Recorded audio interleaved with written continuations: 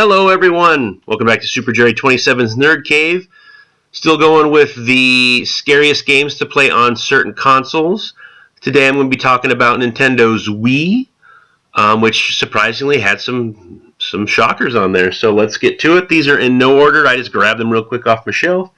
So we've got Resident Evil The Umbrella Chronicles, which is a first-person shooter light gun game that takes us through 0 and 1. This one goes 0 and 1.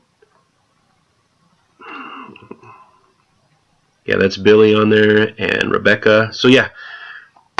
Oh, look at that. A manual. Beautiful.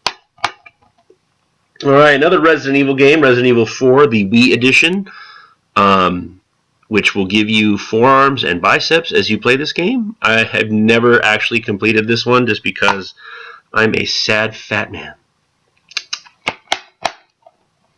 Next up is The Calling. I have not played this one yet. Obviously, it's still sealed. Let's see. Experience 4 unique character perspectives in a gripping story of Japanese survival horror. Rumor has it that the site is a hoax or a prank. A few people say it's a bridge to something sinister. This is the story of a chain of events that will forever alter the lives of 4 people. By Hudson Soft. The Calling, you know. If I could, then I would. Manhunt 2. This is the one that really got Rockstar in trouble because you would have to physically do the movements to choke out a bitch, and stupid ass do-gooders fucked everything up. It's like, hey, maybe if you just parented your child and went with them to the video game store and saw this mature. It's mature? Oh my god, why is this mature? Oh my god, 17 plus. Maybe my dumbass 10-year-old shouldn't fucking play it. Oh, I hate do-gooders. Manhunt 2, though. Spooky. And then somehow, Capcom did a dumbed-down version of Dead Rising for the Wii U called Chop Till You Drop. Go on a chopping spree at Willamette Mall. I remember when I bought this, it was a Walmart. Oh my god. Old. Long time ago. Long. Wow. Can't believe Dead Rising has been around since 2006. And then Sega's amazing entry into the,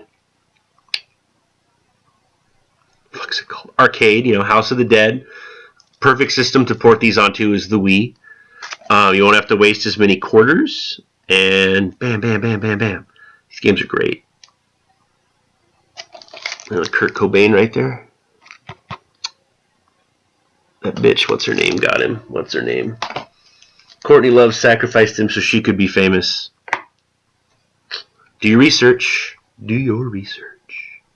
Next on the list is Silent Hill, Shattered Memories, from Konami. This also came out on the PlayStation 2 and the PSP. It's basically a reimagining of the very first game, and you just kind of walk around in it. You don't do that much. You answer the phone. I don't know. Harry Mason must survive the horrors to find his missing daughter and the twisted truth behind the town of Silent Hill. Play the original, because this one is pricey. I think this one is actually more expensive than the original. Then we've got kind of a mystery title here, Secret Files Tunguska, where you get to figure out and try to find out what the hell that giant explosion in Siberia in the 20s was.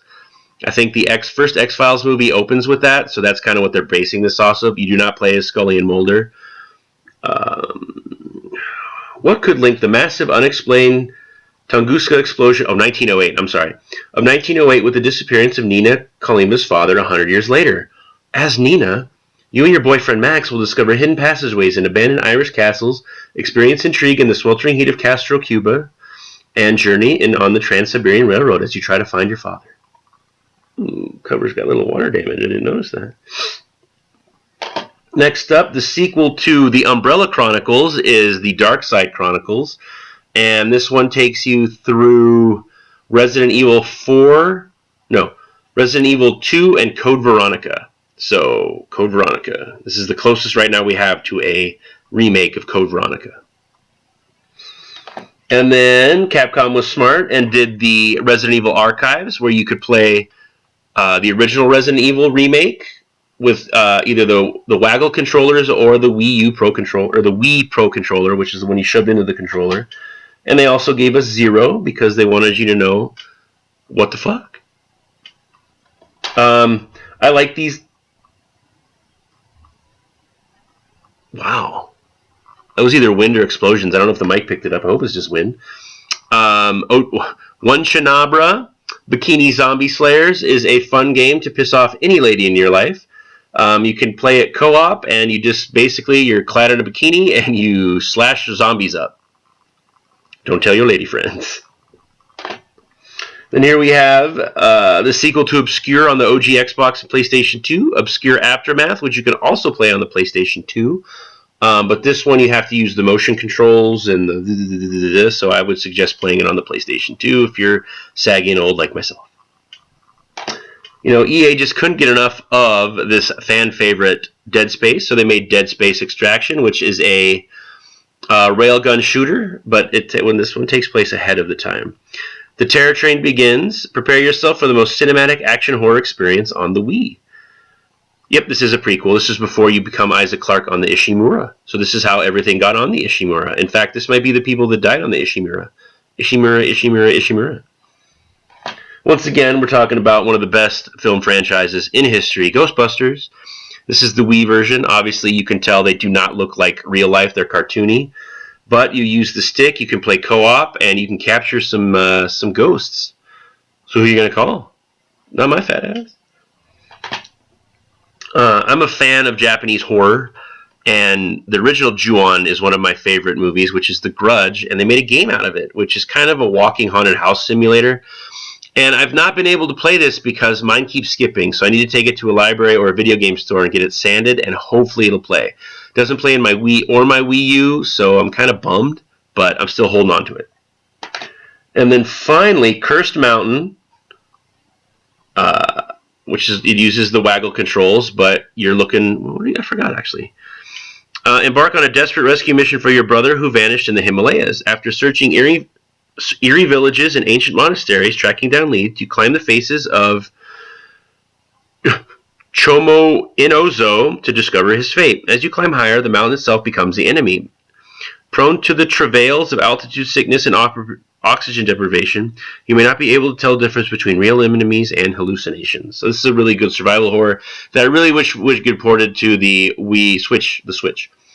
It's another Deep Silver game, but I would be more apt to get farther in this game on the Switch because the controls are easier.